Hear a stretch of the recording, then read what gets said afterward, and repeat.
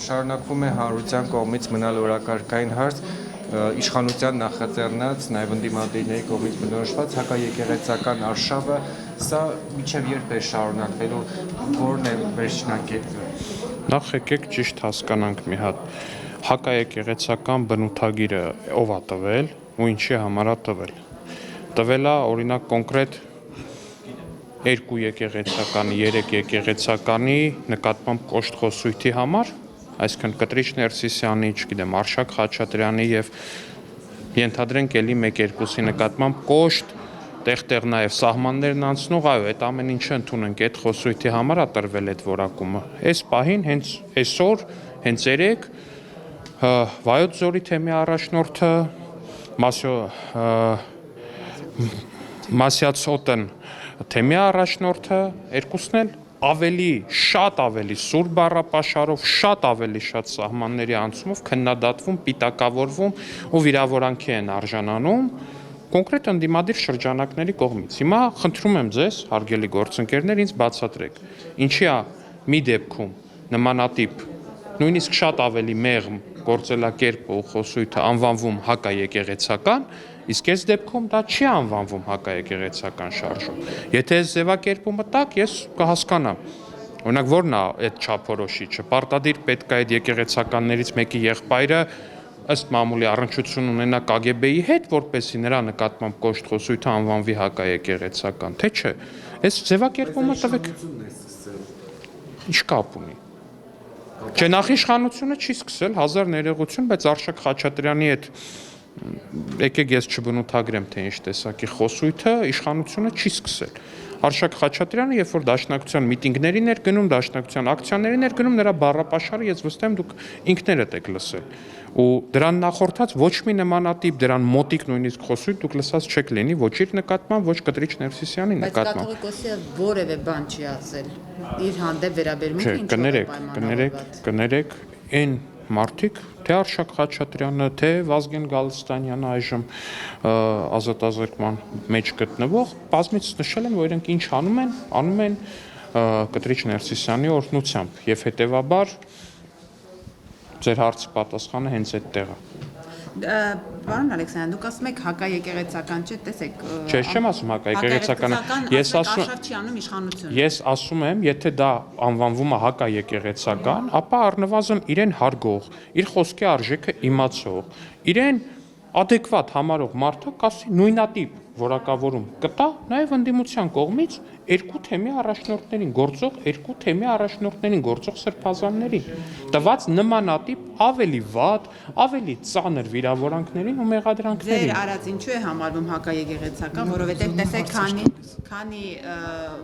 թեմերի հոգևոր սպասավորներն եք դուք կանոնավորել։ Շիրակ, Ինչի համար կներեք, այսինքն ներողություն, իսկ ինչի է ցուցակում Նաիրի Հունանյանին օրինակ չեք մեջբերում, ասեք օրինակ այ դուք Նաիրի Հունանյանին էլ եք կալանավոր։ Նույնն եք համարում Չեք կներեք, ես առնվազն մեղադրանքը համարում եմ նմանատիպ, որտեվ մի դեպքում տերորիզմը տեղի Չէ, մի վարքյան Ընդհանրապես չեն փլվում, այլ հակառակը գնալով ամրապնդվում են այդ մեղադրանքները ու դառնում են ուղղակի անհերքելի։ Բացարձակապես անհերքելի են դառնում այդ մեղադրանքները ու իմ համար առնվազն որպես կողքից նայող ակնհայտ է, որ դրանք չփլվող մեղադրանքներ են, բայց վերադառնալով ձեր հարցին, այսինքն ըստ ձեզ ենթադրենք հիմա կամայական մեկը, ով ունի հոգևորականի կարգավիճակ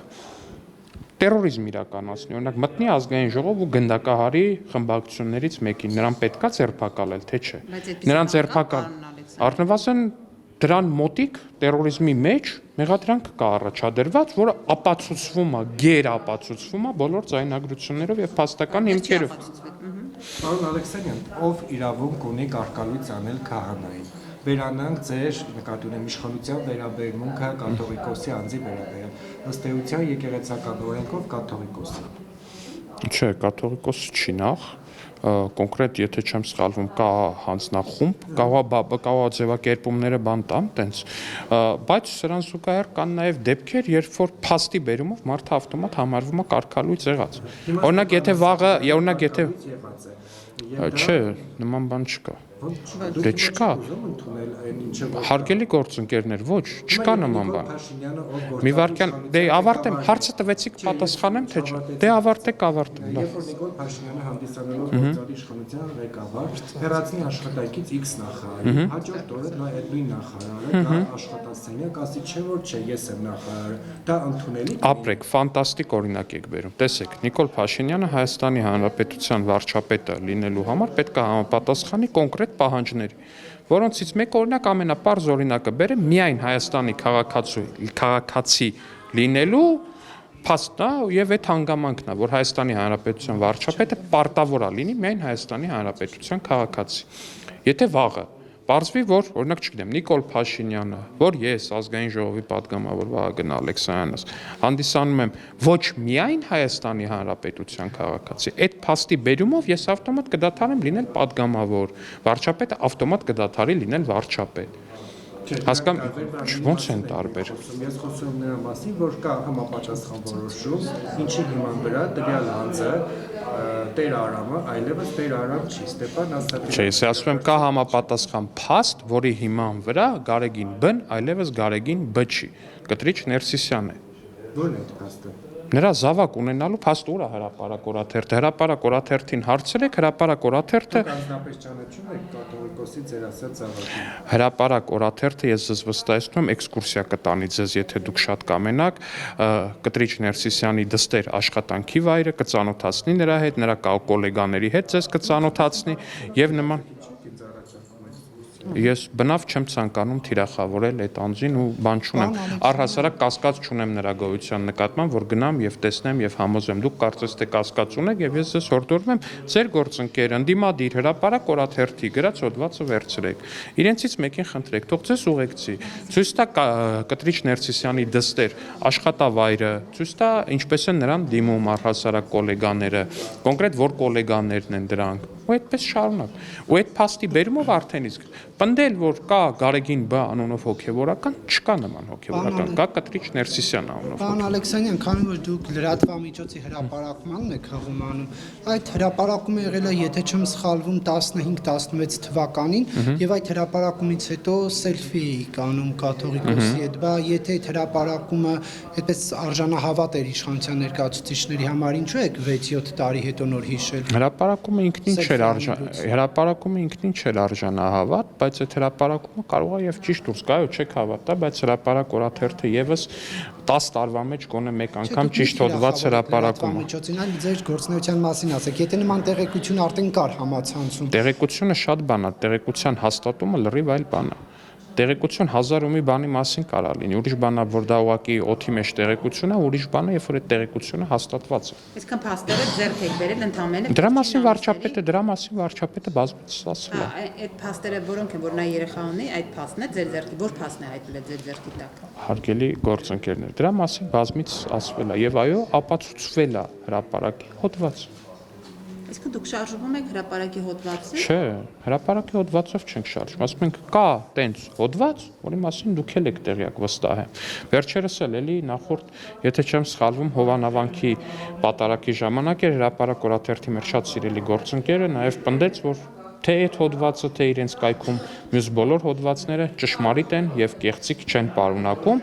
Իհարկե մնացածի մասով ես այդքան էլ համաձայն չեմ, բայց կոնկրետ այդ մեկի մասով մարդը շարունակում է պնդել այդ 15-16 թվականի բանը, ես կարծում եմ անիմաստ է։ Հիմա վերադառնանք նաեւ օրերս համալիրի հավաքի նպատակը որն է, ինչ էր ցուցադրում դրանով ԿՊ։ Այս ԿՊ-ն ինչ կապ ունի։ ԿՊ-ն այնքանով կապ ունի, որ դրան մասնակցում են նաև ԿՊ-ականներ, ասում եք ԿՊ-ն ինչ էր ցուցադրում դրանով դա շատ քաղցարայողներ։ ով օրինակ։ Որովհետեւ մամուլը գրում է։ Ով որ մամուլը։ Ես չեմ Այն մամուլը, այն որ մամուլը, չէ, 5 հոգու անուն ազգանուն տվեք։ Այնտեղ մասնակցել է 7000 հոգի, դուք տվեք 5 հոգու անուն ազգանուն։ Բայց անուն ազգանուն տան, որ իշխանություն թիրախավոր։ Էդում են թիրախավոր այսքան ժամանակ։ Իսկ եղել է Էդում են թիրախավոր Բա այսքան դուք անուն ազգանուն չեք ուզում։ Ես ասում եմ։ Ասում եմ դե տվեք, որտեվ ասում եք չկա խնդիր, ես ասում եմ։ Որ պարտադրված իրենց։ Դե տեսեք, հիմա ոչ ես եմ այնտեղ եղել, ոչ դուք եք այնտեղ եղել, բայց դուք ասում եք կա նման խնդիր, ես ասում եմ չկա նման խնդիր։ Հիմա այս հարցը հանգուցալուծելու համար մեզ պետք է հասկանալ, թե ով է այդ քաղցարեղը, ում ստիպողաբար տարել են։ Որտեվ դուք ասում եք կա։ Իհարկե բացառում եմ։